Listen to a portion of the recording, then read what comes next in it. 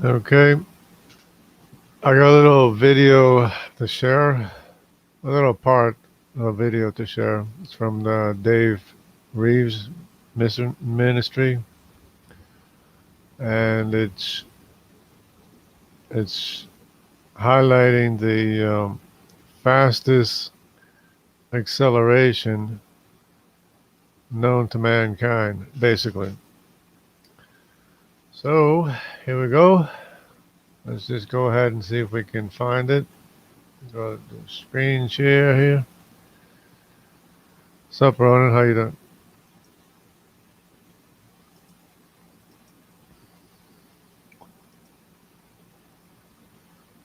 So, should go ahead. It's Design Final Proof, David Reeves Ministries. Okay, they're talking about the fastest acceleration known to man. You know, some people talk about aircraft, bullets, whatever, you know. But apparently there's something faster than that, and it's made by God. Answer, however, is here. It's not the horse, don't worry. Okay. It's actually what comes out of the backside of the horse, and it's not that in itself either. Okay. It is actually what grows on that.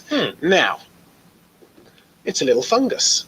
Can you see that? It's pretty spectacular. It's called a pilobolus fungus. Okay. Now, we have different strains of this fungus, or different sort of subspecies of this fungus all around the globe. This is one from the UK. It favours horse or pony dung.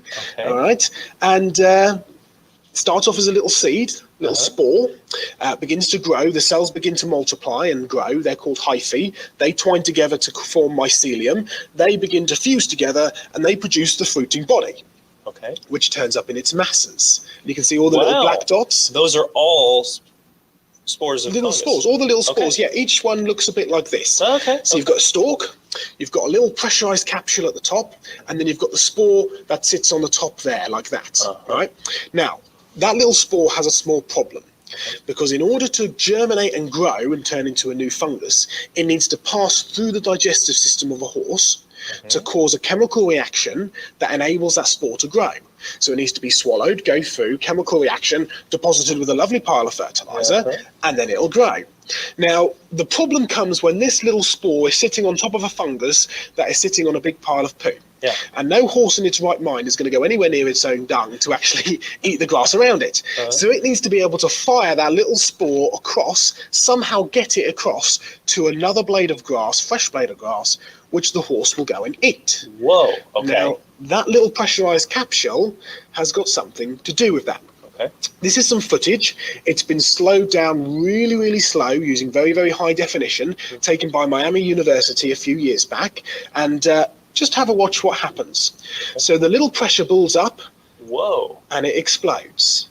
It fires. Now, you've got to bear in mind that little fungus is about 1.5 millimeters in length. Wow. So it's pretty tiny. Yeah. Okay. And it's firing a spore over 2 meters away. Really? Now, you know, I'm sure you know, when you're dealing with something that small, the air becomes thick like honey. It's really difficult. It requires a huge amount of force to fly that away. Okay. We're talking about fastest acceleration known to mankind. Let's get some big numbers up there. Now, we may not understand all the big numbers and figures, but it really is quite impressive when we start looking into some of them. It will accelerate at 471,000 miles per hour. That's more than a rifle bullet. Okay. Yes. Now, I first started looking into this, and basically you have to take the high-speed footage and you have to measure it and then take into account how much it's been slowed down and double it all back up, and you give out a nice equation. And I started actually converting the equation into miles per hour for, you know, the people could understand it. And I was like, I must have done something wrong. I go back and do it again. Now it's still coming out as that. This is a fast thing. That's basically around 20,000 times the G-force. Whoa. It's pretty. Now, put it into perspective for humans. Humans can cope with sort of about 7 or 8 G's anything more than that without specialist equipment. You know, you can get up with specialist equipment and like basically a spacesuit on like 11 or 12. Yeah. Anything more than that, your blood will boil. Okay. Not because of the heat, but simply because of the pressure, right? Yeah. This little thing, this little spore, has to cope with 20,000 times the G-force. Wow. Now, if a human was to want to experience that kind of G-force, right, you would have to be launched at about 100 times the speed of sound, which is 756,777 miles per hour. Okay, it just puts it into perspective for you, right? This is one of the fastest accelerations that we have, certainly that we've found on the planet, and it's all in a tiny little fungus that grows on a little pile of poo. And it blows your mind. Amazing. I mean, those numbers are staggering. Mm-hmm. It's just incredible. Okay. And, you know, the important point is that everything has to be in place. Because there's another factor.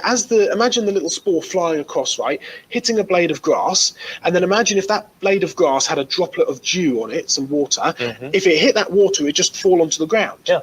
And if that's your first fungus, then the fungus is extinct. So the little spore is actually covered in calcium oxalate crystals, which are what we call hydrophobic, which literally means water hating. Yeah. So it basically hits that little droplet of dew, rolls underneath, and it'll stick to the blade of grass, ready for the horse to eat it.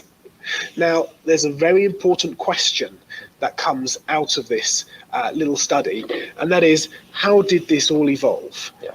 From nothing, without intelligence, all at the same time. And all at the same time is the key point here, because everything has to be in place. If the little spore was there, but it didn't have the blast mechanism, then it would go extinct because no horse would eat it.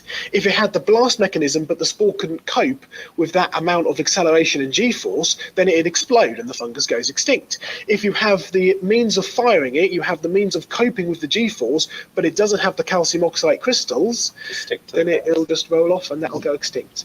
Everything has to be in place at the right time, at the right. Okay. So you have to have everything in place. You have to have all the programming without any mistakes. And evolution thinks that it's unrelated mistakes that writes the mechanism. That's just absolute nonsense. Total absurd nonsense. Place. It's marvelous evidence for design, because take one of those factors away. It's not a slow little step-by-step build-up. Oh, we'll add a little bit on here, then a million years later we'll add another little bit. All has to be in place.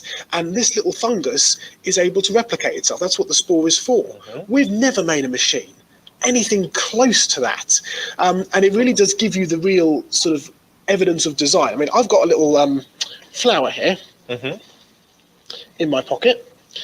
Yeah, he's going to just show a rose, a man-made rose. It's a plastic rose, and he's saying, he's going to ask, well, was this made? Was it designed and made, or did it make itself? And obviously it made itself. But then people will say that the actual rose came about by mistakes. You know, it's just total absurd nonsense. So anyway, there we go. We got Jeremy, we got Christian Peasant, we got Ronan Carnucci. Yeah, it's pretty impressive. And as I was saying, we're expected that, oh, there's carnivorous ape too. We're expected that millions of bits of programming that without mistakes got there by mistakes. And that's just total absurd nonsense. I don't care what anybody says. I'm just going to go ahead and cut it short because I'm low on time. Gotta save some time for later on. So remember that all this instruction has to be without mistakes. Evolutionists think that it got there by mistakes, and that's just total absurd nonsense. Hey, Spirit Realm, how you doing?